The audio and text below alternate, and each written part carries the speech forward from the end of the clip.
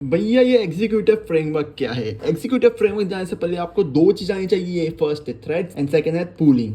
Thread basically हम दो तरीके से अचीव करते हैं जावा में, by extending thread class and second is by implementing runnable interface. ये मोस्टली हम मल्टीपल इनहेरिटेंस के टाइम यूज करते हैं। अब सेकंड है हमारा पूलिंग। अब पूलिंग क्या होती है? जब भी हमको एक पर्टिकुलर ऑब्जेक्ट को multiple amount of time use करना पड़ता है तो हम उसको एक थ्रेड पूल में सेव कर देते हैं ताकि हम इसको रीयूज कर सके फ्यूचर में। अब जब हम थ्रेड मैन्युअली क्रिएट करते हैं तो हम उसको एक बार यूज करते हैं, देन उसके बाद वो डिस्ट्रॉय हो जाता है, तो इससे हमारी मेमोरी वेस्ट हो जाती है। एंड वही हम अगर एग्जीक्यूटिव फ्रेमवर्क का यूज करें, उसी थ्रेड को यूज कर सकते हैं, देन फर्दर रीयूज कर सकते हैं इफ नीडेड। अब चैटजीपीटी ये कहता है कि executive frameworks provide better thread management. No need to manually create threads. Reuse thread which improves performance and बाकी सब चीजें। मैं नोट्स भी देख लेते हूँ, उसमें कुछ डिटेलिंग दी है। एग्जीक्यूटिव फ्रेमवर्क के अंदर बेसिकली 3 इंटरफेसेस होते हैं। फर्स्ट है executor, second executor service, third schedule executor service. ये एक लेगेसी इंटरफेस है, इसको भी यूज नहीं करते। मोस्टली हम इसको यूज करते हैं क्योंकि इसमें ज्यादा फीचर्स प्रोवाइडेड है। इसमें ज्यादा फर्क नहीं है। ये बस एक शेड्यूल एग्जीक्यूटर सर्विस है, ये एक नॉर्मल एग्जीक्यूटर सर्विस है। भाई ये थेरी बहुत हो गया, हमको कुछ प्रैक्टिकल बताओ। तो ये लो लाड ले, तो ये हमारे क्लास पर हमने एक नई थ्रेड पूल क्रिएट की है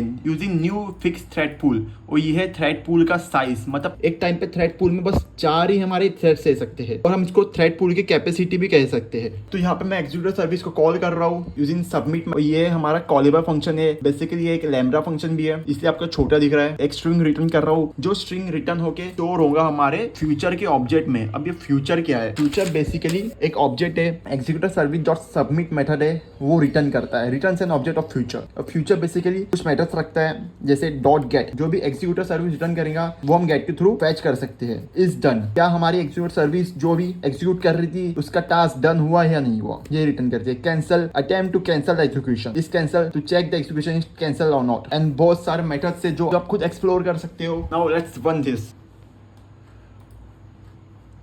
तो देख रहे हो यहाँ पे हमारा आउटपुट आ गया, हमारे दोनों थ्रेड्स चल गए। हमने यहाँ ऐसा आउट करके रिजल्ट जो एक फ्यूचर का ऑब्जेक्ट है वहां से डॉट गेट किया था। तो दैट्स इट। अगर आपको अपनी टेक्निकल स्किल और स्ट्रॉन्ग करनी है तो you know whom to follow, learn with Cyan।